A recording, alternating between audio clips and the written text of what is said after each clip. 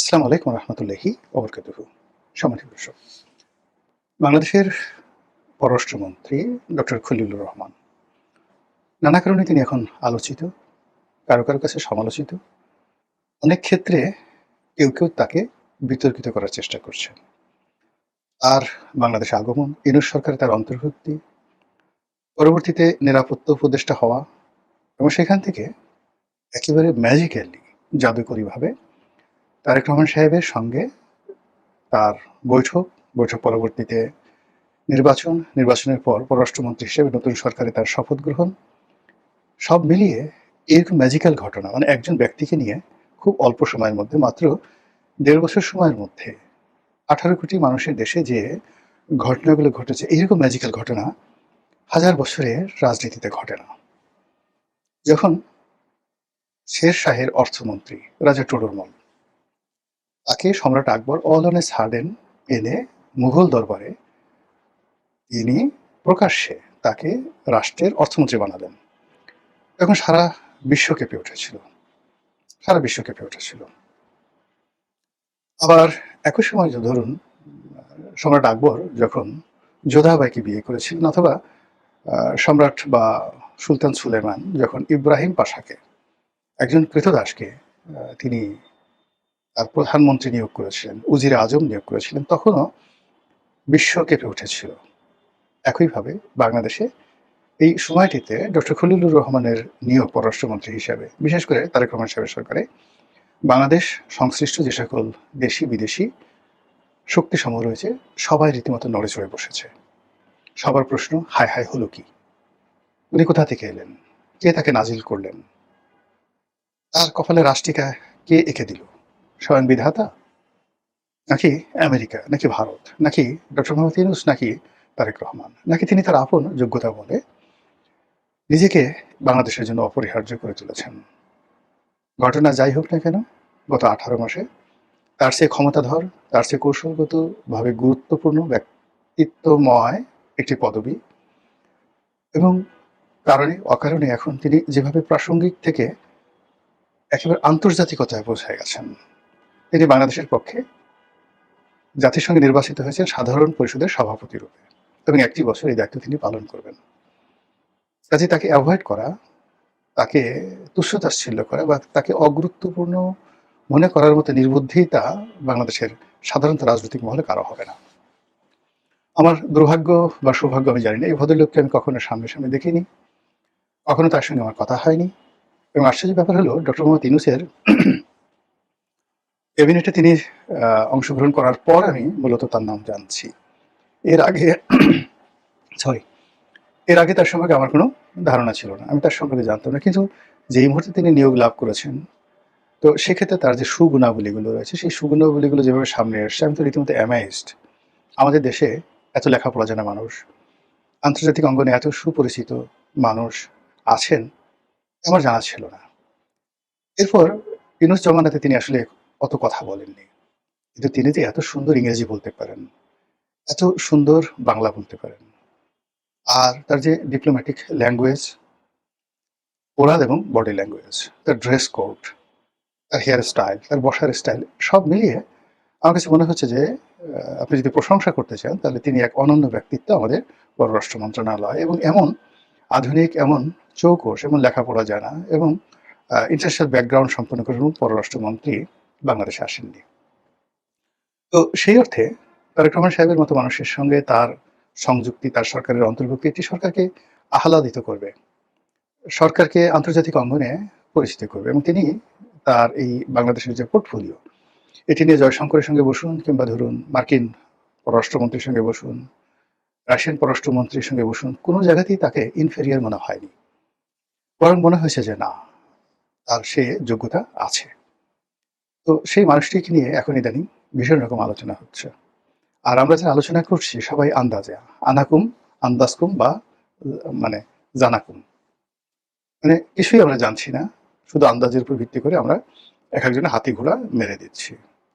আমরা গল্প ফাঁদ তৈরি করছি যে তার সঙ্গে সরকারের সম্পর্ক ভালো যাচ্ছে না, তিনি সরকারকে বিভ্রান্ত করছেন, তিনি তারেক রহমান সাহেবকে জোর করে ভারতমুখী করার চেষ্টা করছেন, তিনি ভারতের পারপাস সার্ভ করছেন, আর এক পক্ষ বলার চেষ্টা করছে তিনি আমেরিকার পারপাস সার্ভ করছেন। আবার কেউ কেউ বলার চেষ্টা করছেন যেহেতু আমেরিকা এখন আর বাংলাদেশকে আগের মতো জিজ্ঞাসাবাদ করছে না, ফলে ওনার যে ওয়েট ছিল, গুরুত্ব ছিল বা অ্যাট্রাকশন ছিল, সেটা কমে গেছে। আমরা এভাবে বানিয়ে বানিয়ে বলছি। দ্বিতীয় যে বিষয়টি সেটি হলো যে তার পররাষ্ট্রমন্ত্রী থাকা বা না থাকা নিয়ে। তিনি জাতিসংঘের সাধারণ পরিষদের যে অধিবেশন, সেই অধিবেশনে সভাপতিত্ব করবেন।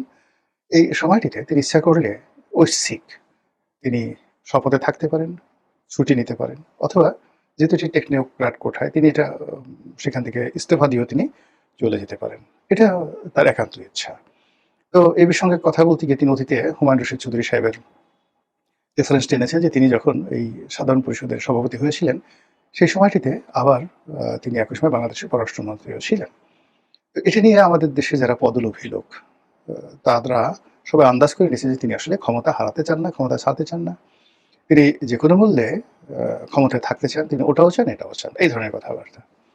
তো সেই দিক থেকে সাম্প্রতিক সময় তাকে নিয়ে যে সকল বিতর্ক হচ্ছে, তার মূল কারণটা কি? সেই কারণটা আমরা আসলে সত্যিকার অর্থে কেউ জানি না। এটা হয়তো জনাব হুমায়ুন কবির, যিনি পররাষ্ট্র উপদেষ্টা রয়েছেন, তিনি, শামা ওবায়েদ, তিনি, খলিলুর রহমান এবং স্বয়ং তারেক রহমান সাহেব, এই কয়জন ছাড়া সত্যিকার অর্থে ভিতরের খবর আমরা আসলে কেউ জানি না। তবে বাহ্যিক যে অ্যাপিয়ারেন্স বা বডি ল্যাঙ্গুয়েজ, সেটি দেখে যতটুকু আমরা বুঝতে পারি, তাতে মনে হচ্ছে যে ভদ্রলোক স্বস্তিতে নেই, তিনি শান্তিতে নেই। তার যে চেয়ারটি, এটি এখন আর তার জন্য কমফোর্ট জোন নয়। এবং এর দুটো আপনি নমুনা দেখতে পাবেন। সেটা হলো সাম্প্রতিক সময় তার সঙ্গে প্রধানমন্ত্রীর এরকম কোনো ঘনিষ্ঠতার কোনো যোগাযোগ, সম্পর্ক বা কথাবার্তা, বা প্রধানমন্ত্রীর কোনো অনুষ্ঠানে তাকে বা তার কোনো অনুষ্ঠানে প্রধানমন্ত্রীকে ওইভাবে দেখা যাচ্ছে না। This is one. Second thing হলো, তার যে দুজন সহকর্মী আছেন, শামা ওবায়েদ এবং হুমায়ুন কবির, ইদানিং দেখা যাচ্ছে যে দুটো বিপরীতমুখী চরিত্র। ডক্টর খলিলুর রহমান, তিনি অনেক সুন্দর সুন্দর পোশাক পরার চেষ্টা করছেন, যেটাকে বলা হয় ইনুজ্জামানার চাইতে। তো জ্ঞানী লোক, বুদ্ধিমান লোক, যে মানে যখন স্টাইল করে, খুব দামি পোশাক আশাক পরে, তারপরে ঘড়ি পরে, টাই পরে এবং হাসি খুশি থাকার চেষ্টা করে, ধরে নেবেন তার কোনো সমস্যা আছে। আর যখন মানুষ খুব ক্যাজুয়াল চালচলন করে, খুব কোয়ালিটি সম্পন্ন লোক ক্যাজুয়াল চলাচল করে, তখন ধরে নেবেন যে সে স্বাভাবিক আছে। তো খলিল সাহেবের বাংলাদেশে আগমন, তার ড্রেস কোড, তার পোশাক, তার হাঁটা চলা, তার সকল কিছুর সঙ্গে যদি আপনি তুলনা করেন, আপনি দেখবেন যে ইউনূস জমানাতে তিনি যেটা ছিলেন ওটা তার স্বাভাবিকতা। কিন্তু এই গত ৩-৪ মাস যাবৎ দেখা যাচ্ছে যে তিনি অনেক সুন্দর সুন্দর কোট পরছেন, টাই পরছেন, তারপরে তার জুতো পলিশ করা থাকছে, প্যান্ট পরছেন, বসার স্টাইল, হাঁটার স্টাইল, এবং কথা বলতে গিয়ে তার যে স্বাভাবিক হাসি, হৃদম, এটি এখন আর নেই। প্রায়ই তিনি রেগে যাচ্ছেন, তারপরে কথাও কম বলছেন, অ্যাভয়েড করছেন মিডিয়াকে। ইট মিনস যে তার যে চেয়ার এবং পদ পদবি, তার যে সারাউন্ডিংসটা, এটা তার কাছে এখন আর কমফোর্ট জোন মনে হচ্ছে না। এটা আমাদের তার যে বাইরের পরিবেশ দেখে মনে হচ্ছে। এখন এটা কেন হলো?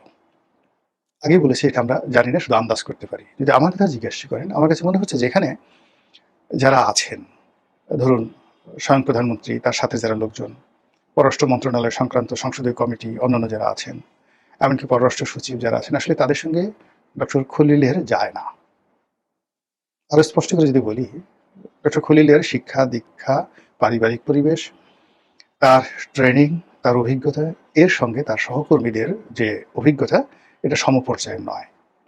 এখন একজনের মধ্যে সুপিরিয়রিটি কমপ্লেক্স থাকতে পারে, এই কারণে অন্যান্য যারা আছে তারা তাকে ভয় পাবে, তারা তাকে অ্যাভয়েড করবে, না এত বড় মানুষের সাথে এভাবে চলা যায় না, সবসময় একটা আতঙ্কের মধ্যে থাকতে হয়, কথায় কথায় ইংরেজিতে কথা বলে, বিভিন্ন ডিপ্লোম্যাটিক ল্যাঙ্গুয়েজ জিজ্ঞাসা করে, এবং সে বিভিন্ন রকম আমাদেরকে বিব্রতকর অবস্থার মধ্যে ফেলে দেয়। আর তার পাশে যদি আমরা দাঁড়াই, তাকে একটা হ্যাজাক লাইট মনে হয়, আমাদেরকে দেখলে মনে হয় একটা জোনাকি পোকার মতো পিট পিট পিট পিট করে চলছে। কাজে এইভাবে হয় না, এর চেয়ে গলায় দড়ি দিয়ে মারা ভালো, তার সাথে আমরা চলতে পারবো না। প্রধানমন্ত্রীকে গিয়ে বললো যে তাকে রাখেন, এলে আমাদেরকে বাদ দেন, বা আমাদেরকে রাখেন তাহলে তাকে বাদ দেন, এটা একটা হতে পারে। ২ নম্বরে যেটা হতে পারে সেটা হলো যে স্বয়ং খলিলুর রহমান সাহেব, তিনি বিব্রত বোধ করতে পারেন, এই কারণে হলো যে তিনি দেখতে পাচ্ছেন যে তার কোনো পলিটিক্যাল কানেক্টিভিটি নেই, এই সরকারে তার কোনো বন্ধু নেই, তার কোনো সুবাধ্য নাই। তারপরে প্রজাতন্ত্রের কর্মকর্তা কর্মচারী যারা আছেন, তারা সবাই সারাক্ষণ প্রধানমন্ত্রী কাকে ভালোবাসেন, কার দিকে তাকান, কার পলিটিক্যাল কানেক্টিভিটি আছে, কার সঙ্গে সেই বগুড়ার সম্পর্ক আছে, এই বিষয়গুলো বিবেচনা করে তাকে মানুষজন সালাম দেয়, এমনকি পুলিশও তাদেরকে সালাম দেয়। তো সেক্ষেত্রে খলিলুর রহমান সাহেব পদ পদবি নিয়ে আছেন, কিন্তু লোকজন তাকে জিজ্ঞাসা করছে না, পার্লামেন্টের মধ্যে জিজ্ঞাসা করছে না তিনি টেকনোক্রেট কোথায় যাচ্ছেন, তাকে সবাই দেখলে মিটমিট করে হাসছে, পিছনে স্ল্যাং ল্যাঙ্গুয়েজ ইউজ করছে, চোখ টিপ মারছে, হয়তো ফুসফাস করে ফিসফাস করে দুই সেক্টরে বাজে কথাও বলছে যেগুলো তার কানে আসছে। তো এখন এই জিনিসগুলো তাকে বিব্রত বোধ, তিনি এতে বিব্রত বোধ করতে পারেন বা তাকে বিব্রত করতে পারে। এর বাইরে যেটা হতে পারে সেটা হলো চলাফেরা করতে গিয়ে দেখা যাচ্ছে যে কিছু মানুষ আছে যে সারা জীবন ভালো খাবার খেয়েছেন, ভালো পরিবেশে চলেছেন, অত টাকা পয়সা নেই, কিন্তু একটা ভালো সুন্দর সোসাইটি আছে। তো যাদের সঙ্গে তিনি বসেন বন্ধু বান্ধব, সেটা লেভেল। কিন্তু এখন তিনি হয়তো মনে করতে পারেন যে আমি এখানে এসে কি বিপদে পড়লাম, যাদের সাথে বসছি, কথা বলছি, গলাগলি করে বন্ধুর মতো একসাথে চলাফেরা করছি, এদের সঙ্গে তো জীবনে কখনো এক টেবিলে বসিনি, এদের মতো লোকজন কখনো আমার সামনে আসতে সাহস পায়নি, এদের সাথে নিয়ে এখন আমার ঘুমাতে হচ্ছে, এদের সাথে নিয়ে আমার প্লেনে পাশাপাশি বসতে হচ্ছে। এই একটা অদ্ভুত ঘটনা। এখন কেমন হলো যে প্রতিটা মুহূর্তে তিনি একটা মানসিক যন্ত্রণার মধ্যে থাকতে পারেন। ফলে কি হচ্ছে, তিনি একটা সেফ এক্সিট চাচ্ছেন। তো সেই সেফ এক্সিটের ক্ষেত্রে এখন এই যে জাতিসংঘের যিনি সাধারণ পরিষদের সভাপতি হলেন, এই পদ-পদবীটিকে ব্যবহার করে তিনি যদি নিরাপদে আমেরিকাতে চলে যান, আমেরিকাতে থাকেন, তাহলে সেটি তার জন্য একটা স্বস্তি। তিনি নিজের ইচ্ছায় সেখানে চলে যেতে চাচ্ছেন, সরকারের সাথে থাকতে চাচ্ছেন না। আবার অন্যদিকে সরকার চিন্তা করছে যে এই মুহূর্তে পররাষ্ট্র মন্ত্রণালয়ের মতো একটা মন্ত্রণালয়, যেভাবে খলিলুর রহমান সাহেবের একটা একটা ব্র্যান্ডিং আছে, নেম আছে, ফেম আছে। তো সেই জায়গাতে হঠাৎ করে যদি একটা ভ্যাকুয়াম তৈরি হয়, তাহলে লোকজন কি বলবে, প্রতিপক্ষ কি বলবে, দেশের বাইরে কি অবস্থা হবে, বা এটা আমরা কিভাবে সামাল দেবো, এই বিষয়গুলো নিয়ে সরকারের সঙ্গে ডক্টর খলিলের যে টানাপোড়েন সেটা হতে পারে। এর বাইরে আমাদের মতো যারা বিভিন্ন কন্টেন্ট ক্রিয়েট করি বা আমরা পররাষ্ট্র বিষয়ে অনেক বুঝি না, বা আমরা চাই কারো একটু প্রশংসা করার সাথে সাথেই বা কারো একটু বিপক্ষে বলার সাথে সাথে আমরা চাই যে আমাদেরকে একটু পাত্তা দেখ। এইভাবে অনেকগুলো যারা এই কন্টেন্ট ক্রিয়েট করেন, টক শো করেন, যারা যথেষ্ট এই কতটা জনমত তৈরি করতে পারেন এটা বলা যায় না, তবে nuisance ক্রিয়েট করতে পারেন যথেষ্ট। এই ধরনের nuisance ক্রিয়েটর যারা আছেন, কন্টেন্ট ক্রিয়েটর ওরফে nuisance ক্রিয়েটর, তারা ইদানিংকালে তাকে নিয়ে খুবই নেতিবাচক আলাপ আলোচনা করছে, যেগুলো শোনার পর আসলে যে কোনো মানুষের মন খারাপ হয়ে যায়।